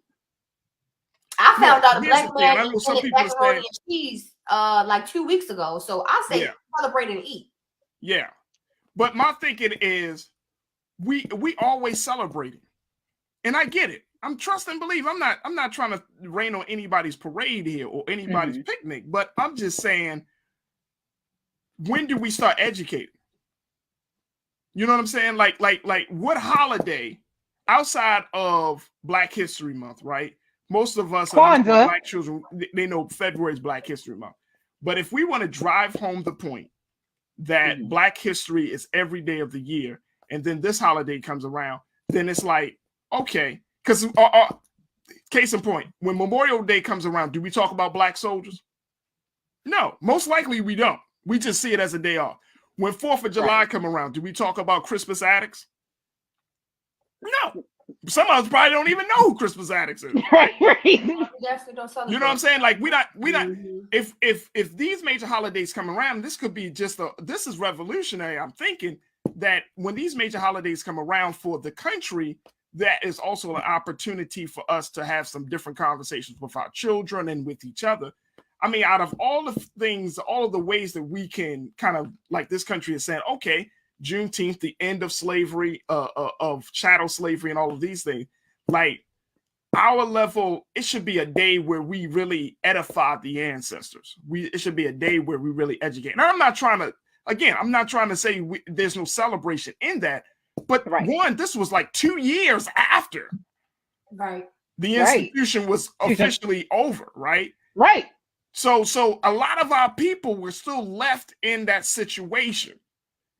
And it's like, really, what are we celebrating when we didn't even get all of our people to know that the institution was over? There's nothing to celebrate. It was like, damn. It's, you know what I mean? That's how I get. It's like 2 years later, like, damn. Yeah. You know what I mean? But I don't know. Like, I just like, if the only thing that we could force America to do is to give us little trinkets like ice cream or discounts or deals or stuff like that, like, we will never be taken seriously as a people. Like, we gotta force and to ask for America to demand and say, look, like, this is an institution that you brought us in, therefore don't try to, you know, our reparation is 30% off of a cup of coffee, or, you know what I'm saying, some ice cream. It's like, y'all need to do some real celebration. Like, for example, are we going to expect it to see, like in Baltimore, of course, you know, we have the AFRAM and the celebration of African-American history and culture and those things. But when you ask Black people, what is Black culture? What is Black history? Then it's just like 1,000 different answers, and that's fine. But at the end of the day, it's like we're still not on the same page about certain things that has happened to our people. And I think that just needs to be emphasized. That's all. I agree with education. I agree that we need to do more education. I agree with you. Juneteenth can be the start that we finally all get on the same page, at least for a holiday. I agree. Yeah. Like Kwanzaa, I see more Black people finally getting into the celebration of Kwanzaa. Now, I feel like that's a great celebration. You know what I mean? When you break down those principles and those things, like those are great celebration. But for this, it's like, it was a somber moment. You know what I mean? Like, look how long it took for us to even get an acknowledgement of that moment. They took to President Biden, and then look at what actually happened. It's like, it's a very somber moment. It's like, wow, man, some of our people were still left behind in that institution years after it was officially over. Right. And I don't know, like, it's just, Juneteenth rings different for me. It's not like 4th of July. It's not like any other holiday. It's like, man, that's a really sad situation. A great deal of people. Things here anyway, because say it again. We celebrate weird things here because the push was because Christopher Columbus had a day. We all know what Christopher Columbus then did. And so they were saying, if you can make that a federal holiday, why not Juneteenth? And this is what we got. What you get on Christopher Columbus Day, you get discounts, you get deals. And so maybe we made it less valuable by making it, a federal holiday. I don't know, but this is what a lot of people were pushing for. Absolutely. Absolutely. Infamous Kiki, you in Texas, because she's saying that we have Juneteenth sales in Texas. Y'all killing me. We going to the parade on the 18th, and the club has Juneteenth bar crawl. Okay. Y'all killing me dead. Yes, that's what I'm Do telling your thing. Do your thing. Celebrate. The good people of Galveston, Texas over there. That's where we need to go, least. That's where we need to be at, least. That's where we need to be. So. With the Cowboys and the Juneteenth bar crawl? Why not? You know some white people going to be up in the bar. Look, I'm celebrating Juneteenth bar crawl. $2 shots of Henny. $2 shots of Hennessy. That's probably what's that's right. That's right. We deserve joy. I think black people deserve joy. Let's celebrate our people by getting out of our minds. All right. Get intoxicated. Woo! Oh, woo! All right. I guess that's it.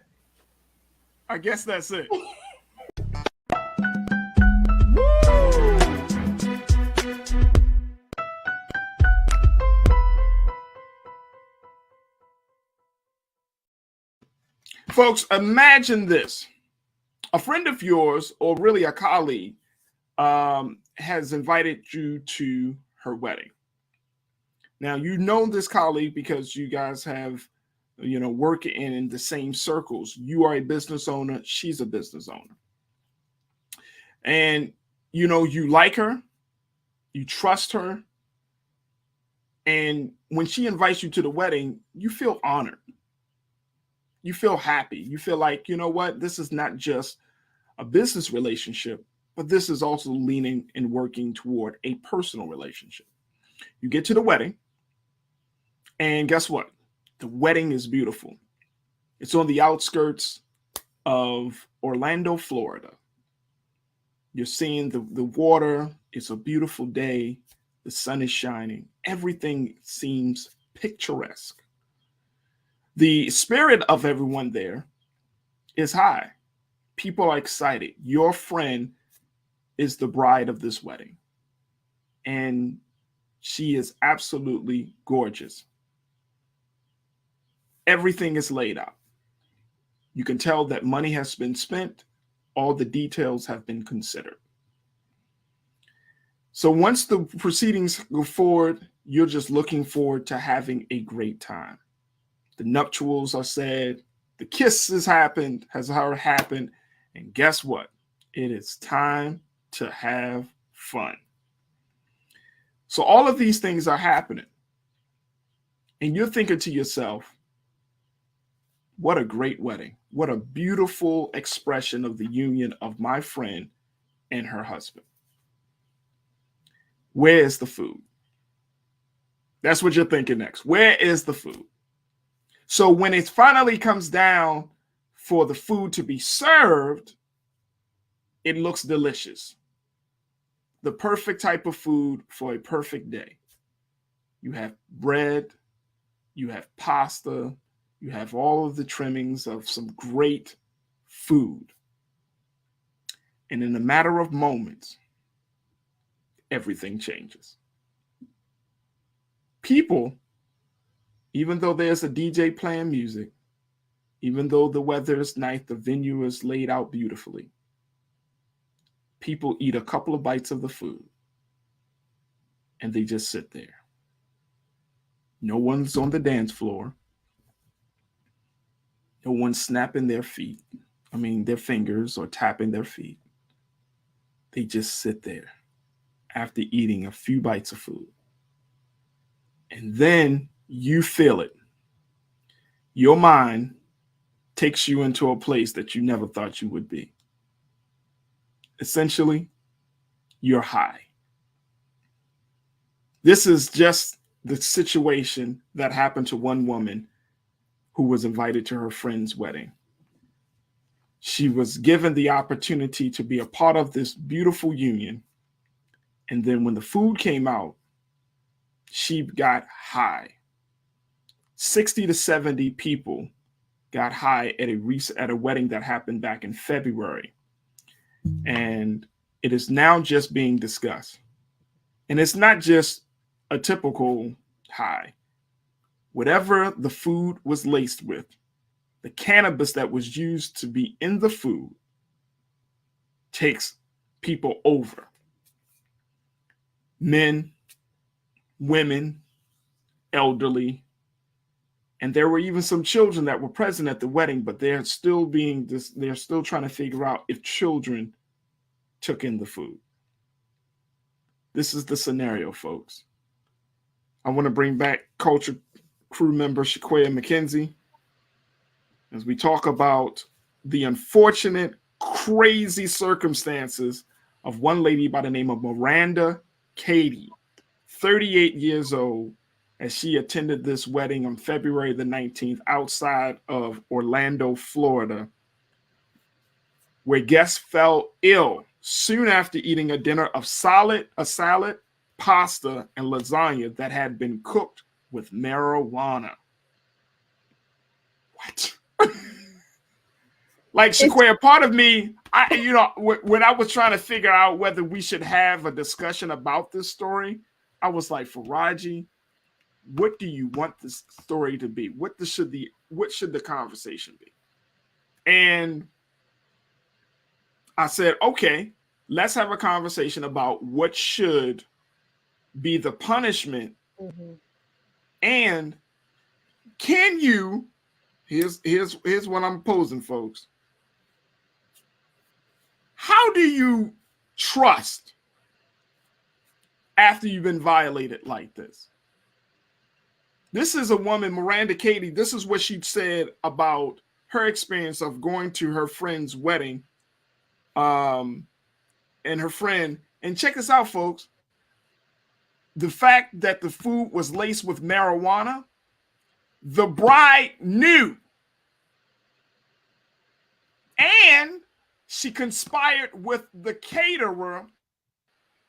All these folks at the wedding, this was the wedding of a white woman. And she conspired with the caterer, who was a black woman, to lace the food with marijuana.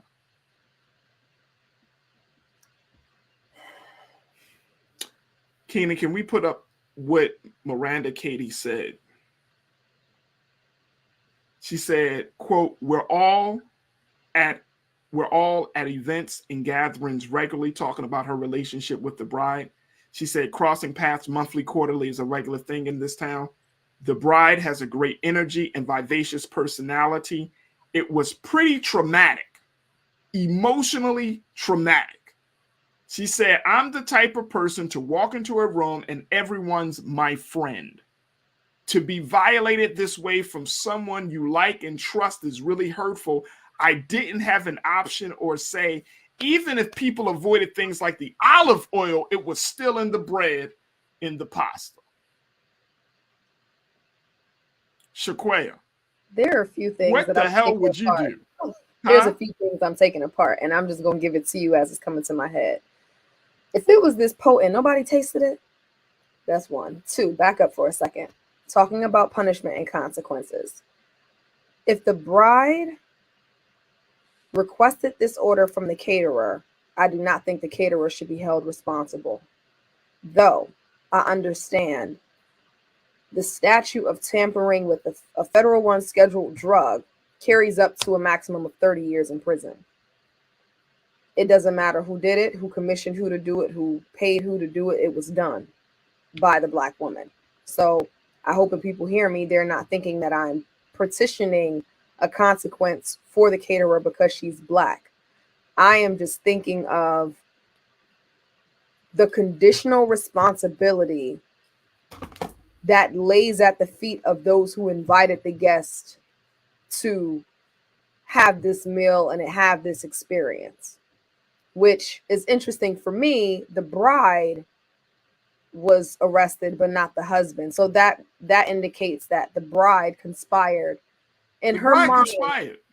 She conspired in her mind that this was an element of her wedding that she wanted, and albeit for her personal, whatever her personal inventory was in terms of why she wanted it, whether she thought people would chill, whether she thought it would be a good joke, it was completely insensitive to think or consider those who have, elderly, those who have to take medication. Hopefully the children didn't digest the weed-laced food, but it's just unfortunate that something that otherwise, I think if you put it online, it's just a running joke because weed, in the sense that it's so culturally acceptable.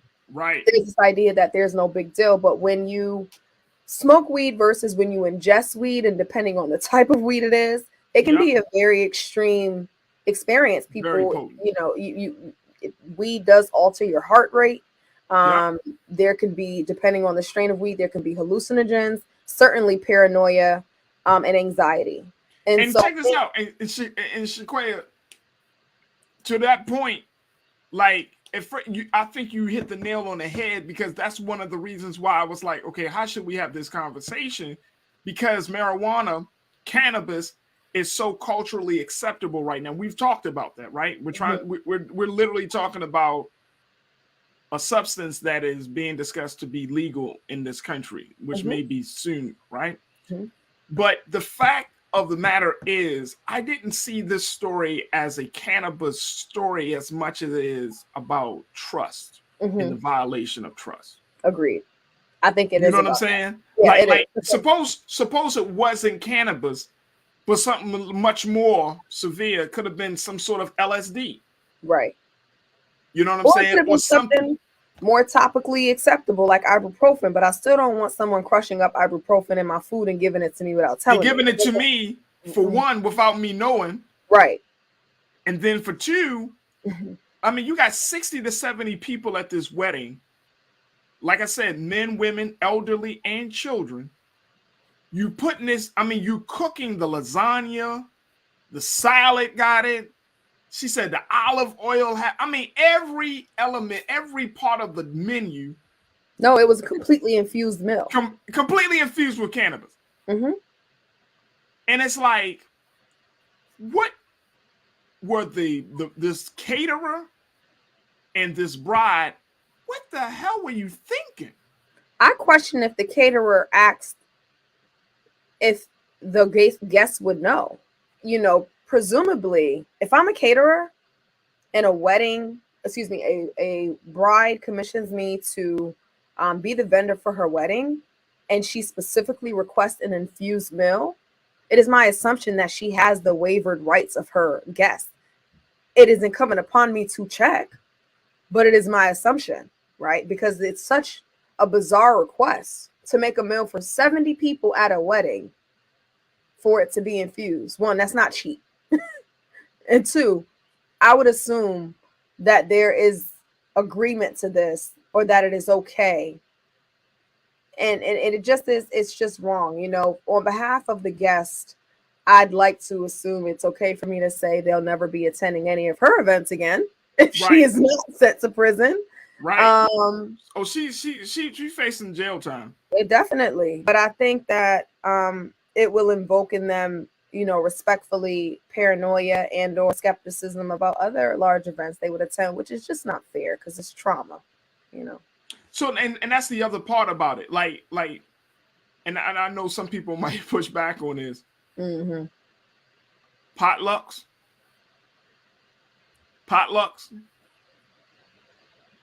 So sorry.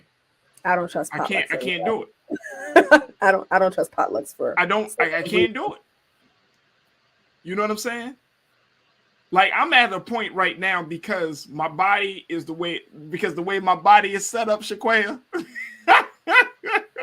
that I need to have a level of accountability of who did what. You know what I mean? Like, when you cater somebody, at least you know, outside of what this woman did, but at least you say, okay, this is the caterer. If I have a problem, I have somebody that's going to be held accountable for it, right? Because I tasted the food came from the caterer, she's the caterer. Right. Potluck, you don't know. I don't know. And I think that's the thing. Like, this would make me so paranoid that I couldn't even trust a friend inviting me over to a small dinner. I would be like, no, I can't do that. I can't do it. Faraji, what happened? But no. It's such a rare and, you know, bizarre occasion. I'd hope people don't take this story to lace their concerns. Rightfully, you should be skeptical about, as you said, Faraji, unless you can truly identify where the food source is coming from. If you're not attending a restaurant, you know where it's coming from the kitchen directly. There's grounds to be skeptical of all of it, but I hope it doesn't lace people's concerns too much, because I've never heard of anything like this prior to this. I've never heard of it. Matter of fact, the reason that this story comes up is simply because yesterday, the woman, the bride, and the caterer were charged. They were charged yesterday with delivering marijuana and tampering with guest food, along with the misdemeanor of culpable negligence. Culpable negligence. Break that for. I want you to. I know what you know. I know you know what that term means, Shaquaya. So that means that they knew, right? You intentionally put people in harm's way and did not care to. So culpable negligence is, in short, doing harm intentionally without providing recess or occasion for the person upon which you are intending harm against to have an opportunity not to be harmed. Right. So it is, and by neglect, it's also indicating that there could have been more serious outcomes of the situation in terms or related to people's health, and you were not concerned with that, right? You neglected the well-being of people that were supposed to be in your care, so far as it relates to being your guest. And so, right. So okay. So you knew. Now, here's the thing: the tampering charge alone, according to the documents, is a felony with a maximum penalty of up to 30 years in prison for each woman. Now, I don't think they're going to get 30 years, right? But that is a serious penalty. I did not know. I mean, I've heard of food tampering, but I didn't know it carried. I didn't either. Up to 30 years in prison. I mean, can you imagine being in prison for food tampering, and you might be in prison longer than murderers, or longer, or just as long as a rapist? Because is this tampering? I wonder if it applies to roofies or to drug-induced. It probably. Well. And so my question would be, Shaquaya, do you think that is too severe for a situation like this, or is that just what these women should be facing? I think it's the sentence window, and the maximum of that is severe. I think that if neither one of them should have, especially if they don't have prior misdemeanors or felonies, they absolutely should not get 30 years in prison. Now, I'd like for there to be room to think about, you know, probation, commute. I'm not sure how it No will type work of out. community service involving food. Not community service, but like a commuted sentence after a certain period, maybe 12, 8 to 12 months. But it's very hard for me to think about the maximum of this penalty for this case, even though it does, there was harm. There was harm. So I'm not trying to excuse that. And I certainly wonder what the guest of this wedding believed the right punishment would and should be. For the woman that was speaking in the article, she speaks more emotionally than more logically about what she thinks the consequence should be. She just knows that she was hurt, and it's hard for her to know that she was hurt by someone she trusted. But I doubt if all of these people that attended the wedding presumably loved or cared for this couple, they would want to see her in prison for long, and therefore there's room to think about, to follow the case and really see what people go on the stand and say. Let me tell you, if that happened to me, or if it happened to a family member of mine, or say my grandmother, because like I said, there were elderly people there. Right. Imagine this happening to your grandmother. I would want to issue some street justice first, and then let your ass sit in prison. You definitely got to go. You know what I'm saying? You be like, you gotta get that at least that like, you crazy. And I know that to Miranda Katie, she was like, I didn't even know. They didn't even ask me. Like some of these people probably would have gone along with it. Like, put a little something extra in my plate. Cracking up as you were introducing the story, because I was rereading the story and looking at the anecdote from the individual who attended, and it's just, I think it would not have been an issue if they forewarned people and gave them the option to participate in the meal or not. But unfortunately, that's not the case, and therefore they're going to have to suffer the consequences. We shall see what those are. Let me tell you something. People, and Christopher Perkins say, no, you should never play with anyone's food. Lock her up for 30 years at least. Let me tell you something. Christopher, like, lock her up for 30 years at least. Well, I don't know why we even talking about, black people. Black people say, go all in. We ask anybody black, they're gonna be like, what? My food? Lock right. Up. Yeah. Right. But I mean, all due seriousness, yeah, like the level of trust in violation I would feel would be way off the meter. I wouldn't be able to trust you. I wouldn't even be able to trust anybody. And it only takes one, right? I mean, this is a very serious incident. I'm not trying to make any light of the situation, because it could have gone left much more than it had. But I would not be able to trust people. I know I wouldn't. I'd be like, I went to a wedding thinking one thing, and I come back hot. Look, the lady Miranda Katie said that she felt like she was literally about to die. That's how serious it was. She must not have been a cannabis user, because she's like, she felt literally like she was about to die. So much so that she posted on her phone, she left a message in case I died, somebody can know what was going on. Mm-hmm. I mean, that's serious. Yeah. That is absolutely, and I mean, for people, and I've heard, and I'm sure you probably heard stories, Shaquaya, of people who have done things to people's food, and you know what I mean, or just done things like pranks and stuff. And nowadays, you can't do that to people, man. You got to be very, very mindful that some stuff, I get on my children about pranks and stuff, because some stuff stays with you for the rest of your life. Yeah.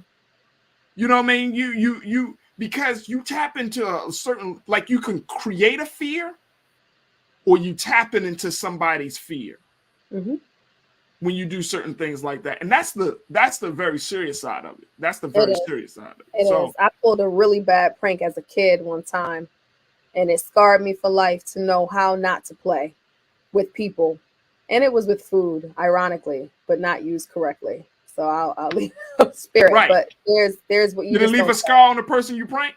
Yeah, I was at a friend's. I was like 6 years old, and we were playing with You everybody. wouldn't be a friend of mine, Shaquille. No. You know, everybody who goes to sleep first gets messed with. And in my 6-year-old mind, people were like putting toothpaste and ketchup on people's face. And I was like, oh, hot sauce. And I put hot sauce on someone's face and it got in their eye. And it was, yeah, no, we don't play with people's food. We don't play with food on people. We don't. I was 6. Don't judge me. I was 6. Oh, we would not have been friends. No. The girl No. Even 30 years later, I I'd be haven't like, seen her in years, but you'd be guarantee like, if she saw hey, me, so she would we bring that up. cool? I'd be Sorry, like, we never Dominique, cool, if you're Shaquille. watching this, my bad, Dominique. You know it was. I was 6. It wasn't there. I was not there. I was not there. But you don't play with people's food. You don't. All right, so